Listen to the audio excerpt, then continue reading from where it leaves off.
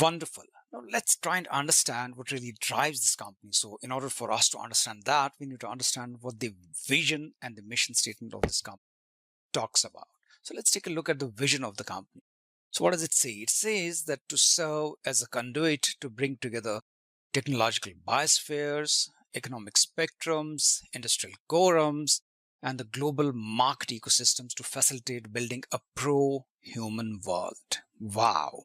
It's very rare to come across a vision statement like this. Trust me, I've run through hundreds of vision statements across the board, but this is something. Why is it unique? What makes it unique? Most of the companies across the globe, irrespective of the size, are really confused about why they are really there. They're not really sure about their existentialist ethos. They're not really sure about what makes them tick around.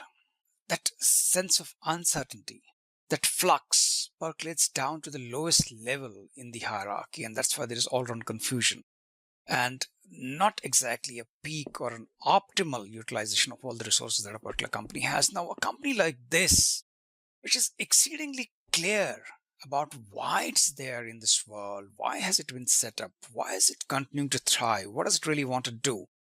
I mean, this is it. This is a classical vision statement. Why? Because it has everything sorted out. It's clear on why is it there. It wants to be a conduit to do what? It wants to connect. It wants to bring together technological biospheres. That means it's going to be a tech savvy company. It's going to be always on the lookout. It's going to be scouting for technological innovations, technological developments. It's going to be handling, it's going to be embedding, it's going to be acquiring, it's going to be utilizing the latest in technology. It's going to be in sync with how technology moves ahead. And then what else? Economic spectrums. So it's not confining itself to a capitalist economy or a communist economy or perhaps a free market economy or a closed market economy or a banana republic economy. I mean, it's going to be getting together all the economic spectrums. That means it's going to be targeting every economy globally, irrespective of whatever ideological peculiarities or idiosyncrasies drive that particular economy. Industrial quorums, again, it's not confining itself to a specific industry. It's not just going to be targeting, say, the aerospace and defense industry. It's not going to be targeting the pharmaceuticals or the life sciences industry. It's not going to be targeting high tech chemicals, oil and gas. It's going to be getting across industrial quorums globally, irrespective of the DNA, the functional DNA, and global market ecosystems.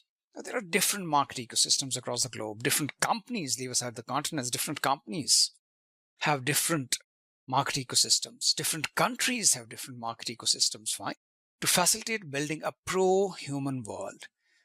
Now, we all know companies are there to generate revenues, to generate wealth, to create wealth, to offer employment, to have corporate social responsibility scenarios. But this company does not list any of them specifically, or does not claim to do any of that. It simply says it wants to be facilitating by bringing together these technological biospheres, economic spectrums, industrial quorums, and global market ecosystems to build a pro-human world.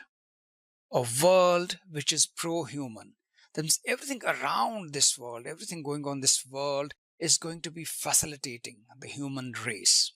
Whether it's technology, whether it's economy, whether it's industries, whether it's the markets, whether it's anything to do with any kind of a corporate existence. It's going to be primed, it's going to be geared, it's going to be focused on creating a pro-human world, a world which is in favor of the human race, the human civilization. This is laudable. Honestly, I'm impressed. And then the mission statement. How do they really? I mean, a mission statement is basically a key to the vision. I mean, you may have an exotic vision, but unless and until you have a mission vision which is in sync with your vision, you cannot go for the materialization of your vision because a vision is basically a strategic enunciation. Fine. A mission is basically a tactical enunciation. It's something which will fine tune the operational execution for the materialization of the particular vision of a particular company. Fine. So let's try and understand what this mission is all about. To decode the complexity of business problems, okay? Design and deliver solutions fueled by cutting edge technological developments and innovations, coupled with a deep multi industry, multi domain, multifunctional expertise aided by a comprehensive understanding of global market DNA so as to equip business entities to transcend their aspirational planes. One more wow, I wish I could clap. Fine. Now, it talked about bringing together technological biospheres, economic spectrums, industrial quorums, and global market ecosystems to facilitate building a pro-human world. Now, this is how it intends to do it. It's going to be decoding the complexity of business problems across the globe, problems of employment, problems of skills, problems of infrastructure, problems of costs, problems of negative connotations in technological developments, problems of profitability, problems of corporate social responsibility. And then it's going to be designing and deliver solutions which are fueled by the latest in technology. So that's why, getting together technological biospheres happens in the vision. So it wants to be right there at the top of any technological development and innovation. And then it's going to make sure it has a deep multi-industry. So that's why we have industrial quorums out here. Fine. So a multi-industry, multi-domain, all kinds of domains within industries or within an industry, and multifunctional, not just confined to one function. Operations or HR or finance or corporate strategy or sales or business development or administration or technology development or IT, nothing like that. It's going to be multi-industry, multi-domain, multifunctional expertise, aided by a comprehensive understanding of the global market DNA, the global market ecosystems. This is why the global market ecosystems were listed out here. So it's going to make sure that all this, which would be decoding the complexity of business problems and then accordingly designing and delivering solutions to crack those business problems, which are going to be fueled, these solutions which are going to be fueled by cutting edge technological developments and innovations, coupled with a deep multi-industry, multi-domain, multifunctional expertise, aided by a comprehensive understanding of the global market DNA. So it's going to be making sure that it is in sync with the dynamic, with the flux of the global markets, the economic system, so as to equip business entities to transcend their aspirational planes. Every business has an objective.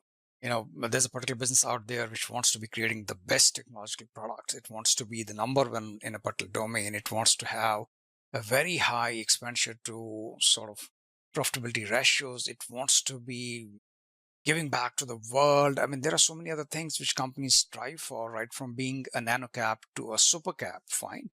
It wants to make sure that companies go beyond their aspirational planes. They transcend their aspirational planes. The niches that these objectives occupy in the corporate vision and vision materialization hierarchy.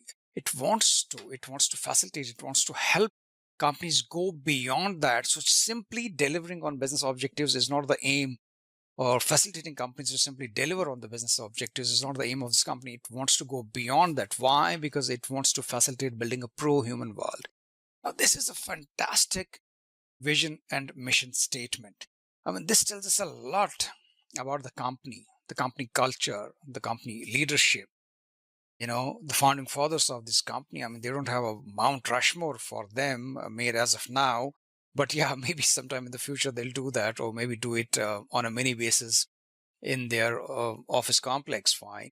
So, well, now that was a joke. That's not to be taken seriously. So great. So this is how it is when it comes to the vision and the mission statement. I'll be running you through the IRIC mileposts, which is the infrastructure, revenue, intellectual, and client mileposts of this company in the coming slides. And that will give you a far greater idea about what this company is all about and, how it does stuff. Thank you.